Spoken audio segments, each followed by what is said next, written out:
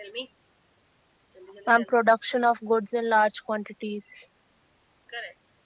Manufacturing का मतलब होता है production of goods and services in large quantity. इतना ही होता है, इसको लिखना है अपने नोट में, फटाफट लिख डालो। तो मैन्युफैक्चरिंग की डेफिनेशन है, अगर लॉन्ग क्वेश्चन आता है तो वैसे तो इस पर आएगा नहीं, अभी इस पर आएगा बताऊंगी, बट अगर डेफिनेशन की बात है तो इतनी है कि गुड्स एंड सर्विसेज को जब हम ज्यादा नंबर में बनाते हैं तो वो मैन्युफैक्चरिंग हो जाता है। सेकेंडरी सेक्टर है, सबको पता ही होगा। तो बनता कैसे है मैन्युफैक्चरिंग? रॉ मटेरियल को प्रोसेस करते हैं और उससे कोई मोर वैल्यूएबल आइटम बनाते हैं, पढ़ा है ना? Yes ma'am. जैसे आटे से बिस्किट बना दिया तो मोर वैल्यूएबल क्या है? आटा मिलेगा 20 रुपए किलो और बिस्किट 20 रुपए 1 किलो में बन जाएंगे 100-200, और वो 20 रुपए पैकेट 15 रुपए पैकेट के हिसाब से 300-400 में बिकते हैं। तो मतलब छोटी चीज रॉ मटेरियल का कुछ नया बना दिया। जैसे लकड़ी की कीमत कितनी है? 400-500, लेकिन उसी लकड़ी से अगर चेयर टेबल बन जाएगी उसकी कीमत हो जाती है 1500-2000। तो यानी रॉ मटेरियल को प्रोसेस करके कुछ नया बनाया और वो मोर वैल्यूएबल प्रोडक्ट बनाना, ये मैन्युफैक्चरिंग का मेन वर्क है। तो मैन्युफैक्चरिंग करता क्या है? इकोनॉमी में क्या पैसा और ऐड कर रहा है? बताओ। Yes ma'am. यानी जितना ज्यादा मैन्युफैक्चरिंग है, मतलब ये है उतना ज्यादा रॉ मटेरियल फिनिश्ड प्रोडक्ट में कन्वर्ट हो रहा है, यानी वैल्यू एडिशन हो रहा है। तो वैल्यू एडिशन यानी जो चीज 5 रुपए की थी, मैंने कुछ कुछ कलाकारी करके उसको 500 रुपए की कर दिया, तो 450 रुपए अपनी कंट्री की इकोनॉमी में और ऐड कर दिया, तो जीडीपी भी बढ़ जाएगी, ग्रॉस डोमेस्टिक प्रोडक्ट, है ना? फाइनल गुड्स एंड सर्विसेज का प्राइस जब काउंट किया जाएगा तो अगर लकड़ी को लकड़ी रहने दिया होता तो कम होता, अब 500 रुपए की चेयर बना दी तो और बढ़ जाएगा। यानी मैन्युफैक्चरिंग का रोल केवल और केवल इतना नहीं है कि वो किसी चीज को कोई नई चीज बनाए। तीन काम हो रहे हैं, नई नई चीज बनती है, नई नई चीज यूज करने मिलती है, तो स्टैंडर्ड ऑफ लिविंग और कंफर्ट बढ़ता है। पहली यही मोटिवेशन है, कंफर्ट बढ़ाना ह्यूमन का सबसे ज्यादा है ना, इसीलिए तो हम पूरे वर्ल्ड के रिसोर्सेज यूज कर रहे हैं, तो ये काम भी हो रहा है। दूसरा, ग्रोथ बढ़ रही है क्योंकि पैसा, नया वैल्यू एडिशन हो रहा है, तो और पैसा हम कमा रहे हैं उससे, क्योंकि और इकोनॉमी में और कंट्री के मनी में और मनी ऐड कर रहे हैं। और तीसरा है, जब रॉ को रॉ रहने दोगे तो कुछ करने की जरूरत ही नहीं, तो कोई काम भी नहीं होगा। लेकिन जब रॉ में वैल्यू ऐड करोगे तो लोगों को हायर करना पड़ेगा, तो जॉब भी दी जाती है। समझ गए? Yes ma'am. बस इतना ही याद रखना है और यही इंपॉर्टेंस है। ठीक है, चलो। तो मैन्युफैक्चरिंग का मतलब होता है रॉ मटेरियल से हम goods and services, raw material में कुछ कुछ कलाकारी करके नया मोर वैल्यूएबल मटेरियल बनाएंगे और उसको लंबे दाम पे बेचेंगे और उसको बोलेंगे मैन्युफैक्चरिंग। याद रहेगी? एग्जाम्पल छोटे छोटे लिया करो ताकि कंफ्यूजन कोई ना रहे। जैसे लकड़ी से पेपर बनाना बहुत है सही, शुगर केन से गुड़ बनाया सस्ता, चीनी बनाया और महंगा, तो गन्ने से गुड़ कंपैरेटिवली महंगा और गुड़ से चीनी और महंगा। तो जैसे जैसे वैल्यू एडिशन करते जाओगे वैसे वैसे हो जाएगी। ठीक है। आयरन स्टील से चेयर बनाया तो आयरन स्टील से वो महंगा, हवाई जहाज बना दे तो और भी महंगा। इंपॉर्टेंस ऑफ मैन्युफैक्चरिंग, क्या इंपॉर्टेंस है? ठीक है, ये है क्वेश्चन नंबर 1। ठीक है, देखो मैं क्या करने वाली हूँ, हमने जो जो चीजों की जरूरत थी वो मैंने एनसीईआरटी से करा दिया। जिन चैप्टर की एनसीईआरटी की जरूरत नहीं है उनको मैं ये नोट्स पीडीएफ से करा रही हूँ। ये नोट्स मैं शेयर करने वाली हूँ, इकट्ठे सारे डंप करूंगी मैं। कहाँ? ग्रुप पर। दो दो तीन तीन पन्ने के नोट्स हैं, उनको पढ़ लोगे तुम्हारा बेड़ा पार हो जाएगा इसी में से। समझ रहे हो? जो कोई और गाइड नहीं पढ़ रहे हैं ओके मैम। मैम तो तो एनसीईआरटी पढ़नी होगी फिर? चैप्टर एक बार पढ़ लो डिटेल में, है ना? उसके बाद इन्हें पढ़ डालो और टर्म 1 की कोई बुकलेट लेके उससे एमसीक्यू प्रैक्टिस कर डालो, सब हो गया तुम्हारा। समझ गए? तो ये लास्ट एक हफ्ते में आराम से तुम्हारा, अगर 2-4 घंटा दे दिया तो 3-4 पन्ने के हिसाब से, मैन्युफैक्चरिंग थोड़ा बड़ा है, 1-2 चैप्टर और बड़ा है, 30-40 पन्ने के टोटल नोट्स होंगे, वो तो 2 घंटे 4 घंटे में ही पढ़ लोगे, है कि नहीं? और बार बार उनका प्रिंट आउट लेके उनको ही रटते रहना है, क्योंकि एग्जाम सब्जेक्टिव है। तो इसमें वर्ड्स का गेम है, जितना बढ़िया लिखोगे यानी जितना फॉर्मल लैंग्वेज लिखोगे उतना नंबर मिलेगा भर भर कर, है ना? तो उसको पढ़ते जाना है। और फिर सिंस मटेरियल उतना ही रहेगा, ऐसा नहीं हर गाइड उठाया और सबके पीछे आंसर देखने में लगे हुए हैं कि इसमें कुछ नया, उसमें 2 पॉइंट मिला, फिर एग्जाममेट ले लिया, उसमें 2 पॉइंट नया मिला, यही करते रहोगे और याद कुछ नहीं होगा। तो सेम नोट्स को 10 बार ही रिवाइज करना है, इसी वाले को जो मैं दूंगी। क्वेश्चंस प्रैक्टिस करना है, एक कोई भी ले लो, all in one exam idea जो तुम्हें सूट करती हो। ऑब्जेक्टिव 2-3 से कर लो और सब्जेक्टिव क्वेश्चंस एक ही से कर लो, तो इतने में प्रिपेयर हो जाएगी एसएसटी। समझ रहे हो? Yes ma'am. इंग्लिश में कुछ करना नहीं है कि लाइन पढ़ ही लिया, जरा जरा से चैप्टर है, 5-5 10-10, बहुत ही छोटे हैं।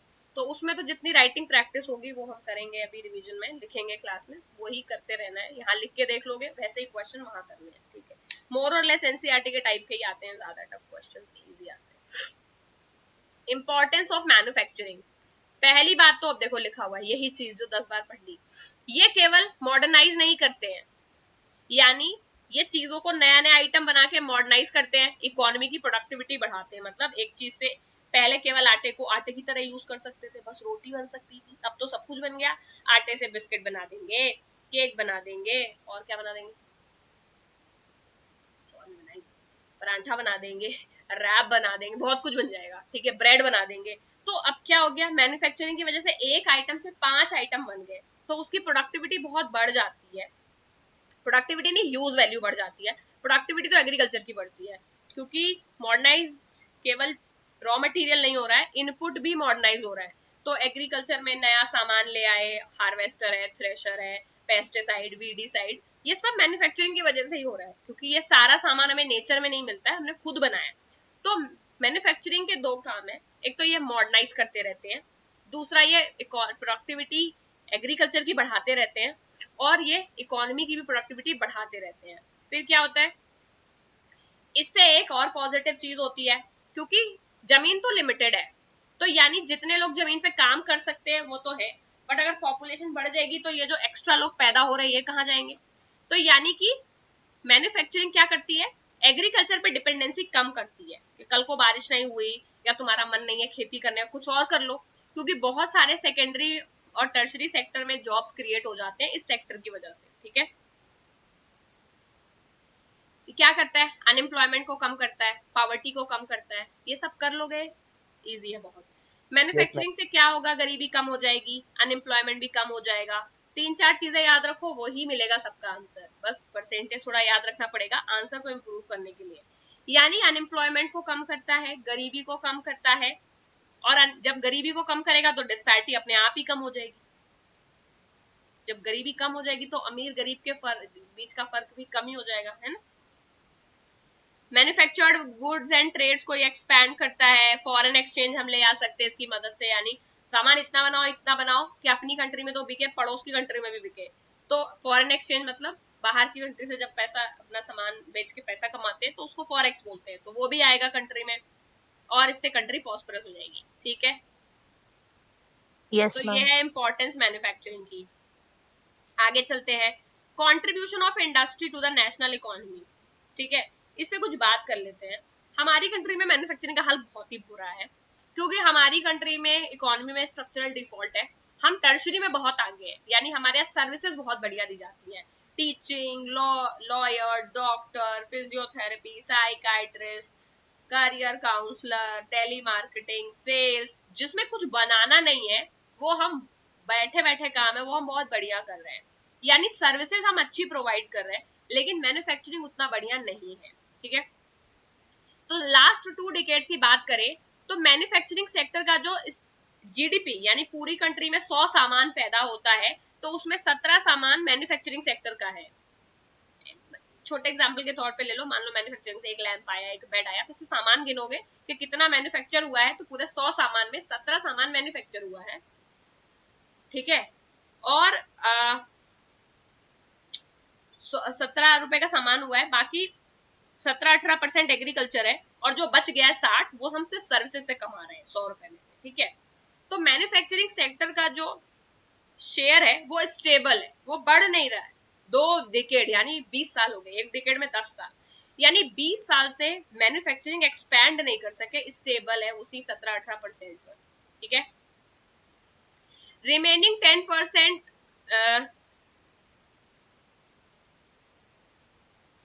Okay, ma'am 27% economy. Manufacturing sector की बात हो रही है, industry, okay okay. Manufacturing industry का टोटल शेयर 27% है, जिसमें मैन्युफैक्चरिंग सेक्टर का परसेंट 17 है। ठीक है, थोड़ा वर्ड्स का प्ले है यहाँ पर। 27% मैन्युफैक्चरिंग का इंडस्ट्रियल सेक्टर का पूरा जीडीपी में प्ले है। तो तीन सेक्टर होते हैं,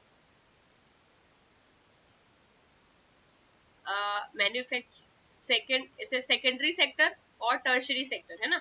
तो सेकेंडरी सेक्टर का जो है उसको आप इंडस्ट्रियल सेक्टर भी बोलते हो, उसका टोटल 27% है। बट आई थिंक कुछ डेटा में गड़बड़ है।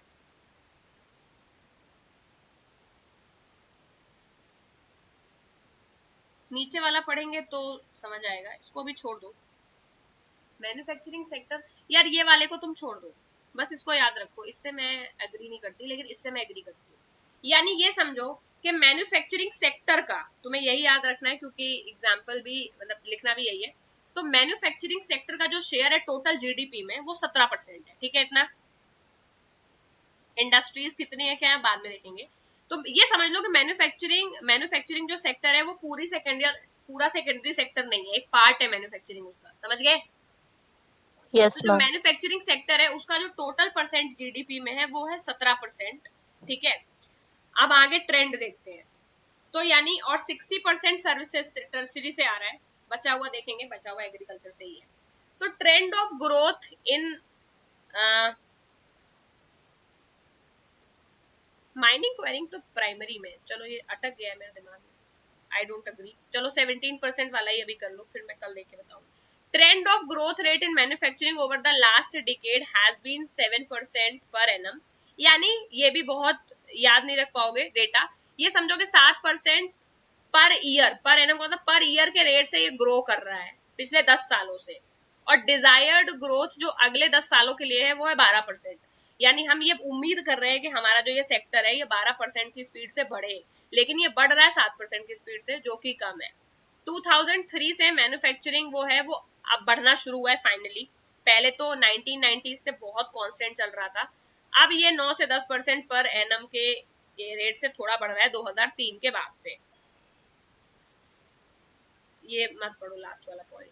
यानी अगर आप कंट्रीब्यूशन की बात करें तो एक ही लाइन याद करने लायक है, वो ये है कि since 2003 it has been expanding. लेकिन अभी पिछला कोरोना का टाइम गया तो मैन्युफैक्चरिंग फिर पूरा डाउन था, यानी ऑन एंड ऑफ चल रहा है, उतना शेयर्ड नहीं है। जिसको परसेंटेज ना याद रहे वो इतना याद रख ले कि मैन्युफैक्चरिंग सेक्टर का शेयर जीडीपी में 17% है, और पिछले 2 डिकेड से ये कांस्टेंट ही माना जाएगा, क्योंकि जब डिकेड का एवरेज निकाला जाता है तो उतना ही आ जाता है। तो ये उतने स्पीड से एक्सपेंड नहीं कर रहा जितना हमें डिजायर्ड है। किसको को समझ आ गई? मैम आ गया। इतना ही लिखना है, बस 2 ही लाइन आएगी, इसमें कोई बहुत बड़ा पैराग्राफ आता नहीं है। अब प्रॉब्लम क्या है? प्रॉब्लम ये है कि जो इंडस्ट्रीज को जब हम सेटअप करते हैं, क्लासिफिकेशन नेक्स्ट क्लास में करेंगे, जब इंडस्ट्रीज को हम सेटअप करते हैं तो उसमें बहुत सारी शुरुआती दिक्कतें हैं। सबको ही पता है, 9th में पालमपुर चैप्टर में है कि raw material, labour, capital, power, market, ये सब जरूरी रिक्वायरमेंट है। यानी कहीं भी जब आप इंडस्ट्री लगाते हो तो वहां पे ये सब आपको चाहिए। ठीक है, लेकिन ये सारे फैक्टर्स को एक साथ ला पाना ये तो पेपर में ही हो सकता है। रियलिटी में कहीं पे लैंड मिल रही है तो वहां अभी बिजली लाइन नहीं पहुंची, वहां अभी सड़क नहीं बनी, वहां अभी पानी नहीं है, समझ गए। तो ये जो शुरुआती दिक्कतें हैं ये एंटरप्रेन्योर्स को बहुत ज्यादा आती हैं, और इसी वजह से इंडस्ट्रीज को सेटअप करने में थोड़ी दिक्कत हो रही है। ठीक है, तो क्या करते हैं वो, किस तरह से ढूंढते हैं? वो ऐसी जगह इंडस्ट्रीज को लोकेट करते हैं जहां पर फैक्टर्स ऑफ प्रोडक्शन आसानी से मिले। फैक्टर ऑफ प्रोडक्शन क्या है? रॉ मटेरियल, लेबर, पैसा और प्लेस। समझ गए? 4 है। ये 4 मिल जाएंगे जहां पर जो आप सामान जो बनाना चाहते हो उसका रॉ मटेरियल वहीं मिलता हो, उसको बनाने वाला भी वहीं हो, और जमीन भी वहीं हो और पैसा हो, तो बन जाएगी। ठीक है, समटाइम्स इंडस्ट्रीज जो है वो सिटीज और सिटीज के आसपास लोकेटेड होती हैं ताकि सिटीज की मार्केट उन्हें मिल जाए। ठीक है, और इंडस्ट्रीज ऐसी जगहों पर भी रहना प्रेफर करती हैं जहां पर फैसिलिटीज हो, बैंकिंग हो, इंश्योरेंस हो, ट्रांसपोर्ट हो। कोई भी हर इलाके में इंडस्ट्री क्यों खोलना चाहेगा? न्यू इंडस्ट्रीज उन एरियाज में लोकेट करती हैं जहां पर पहले ओल्ड लगी थी। ठीक है, इससे आपको एग्लोमरेशन इकोनॉमी में हेल्प मिलती है, जोड़ जोड़ करके एक हब टाइप का बना दिया, जिसको बोल दिया कि ये, कभी कभी देखा ना, ये इंडस्ट्रियल एरिया है, यहाँ पर इंडस्ट्रीज लगी होती है कहीं पर, तो इस तरह की भी एग्लोमरेशन इकोनॉमी की हेल्प लेते हैं, जिससे क्या होता है उसी एरिया पर नई इंडस्ट्री लगाते हैं जहां पहले से पुरानी लगी है, ताकि वो पूरा एक SEZ टाइप से, पूरा एक स्पेशल जोन टाइप से हो जाए, और वहां पर डिजायर्ड बेनिफिट गवर्नमेंट चाहे तो दे सके। गवर्नमेंट की जो पॉलिसी और स्पेशलाइज्ड लेबर होता है वो सब पे भी डिपेंड करता है कि इंडस्ट्री की लोकेशन कहाँ होगी। कभी कभी गवर्नमेंट पागल ही हो जाती है, यहीं लगाना पड़ेगा, और उनके जो स्पेशल प्रोग्राम्स होते हैं उनकी बात भी माननी पड़ती है इंडस्ट्रियल सेक्टर को, तो वहां पर लगाना पड़ता है, ठीक है। However, the key decision is the least cost, लेकिन मेन पॉइंट नीचे लिखी है, जहां पर सबसे कम पैसे में लेबर मिलेगा, सबसे कम पैसे में सेटअप होगा, इंडस्ट्री जनरली वही लगती है। और यही रीजन है कि सारा का सारा जो यूएस का इंडस्ट्री है वो पूरा चाइना शिफ्ट हो गया, क्योंकि चाइना में लोवेस्ट वेज का लेबर अवेलेबल था उस पॉइंट ऑफ टाइम पे, और उन्होंने लोकेशन भी दिया।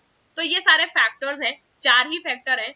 अगर 9th में पालमपुर वाला चैप्टर ढंग से पढ़ा होगा तो रॉ मटेरियल, लेबर, कॉस्ट, और raw material, labour, cost, land, ठीक है। रॉ मटेरियल में पावर अपने आप ही आ गया। ये 4 दो चीजें अगर अवेलेबल है तो इंडस्ट्रीज वहां लग सकती है। इसके अलावा एग्लोमरेशन और लीस्ट कॉस्ट वाला बस अपने दिमाग में रखना है, ठीक है। तो इंडस्ट्रियल लोकेशन क्वेश्चन क्या आ सकता है, इंडस्ट्रियल लोकेशन किन चीजों पर डिपेंड करती है, आसानी से कर लोगे। Yes ma'am. अब है क्लासिफिकेशन ऑफ इंडस्ट्रीज, 8th का एज इट इज है, पब्लिक प्राइवेट याद आया, agro, mineral, animal based, forest based, सब ऑलरेडी किया हुआ है, नेक्स्ट क्लास में इसको हम करेंगे, नेक्स्ट क्लास में कर लेंगे बचा हुआ, क्योंकि जूट और केमिकल फिर थोड़ा टफ है। तो आज के लिए इतना ही। अब अगली क्लास तुम लोगों की लगेगी सैटरडे को,